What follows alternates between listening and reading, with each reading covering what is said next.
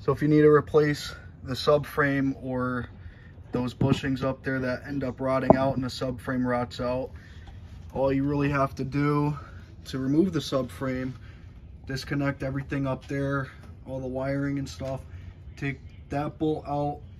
There's one over there somewhere.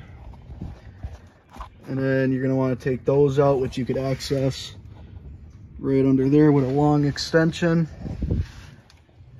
And then you got the fuel tank up here with the pipes. You got a lot of wires, fuel lines, brake lines.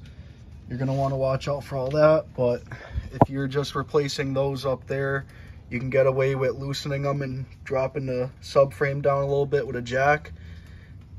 And then you could slip the new bushing up there, or in my case a hockey puck, because GM discontinued those ones, but you could still find the lower ones online. And they're not supposed to go that way, but because my subframe's rotted out, that's the way it's going for now. And the subframe will be replaced soon, spring.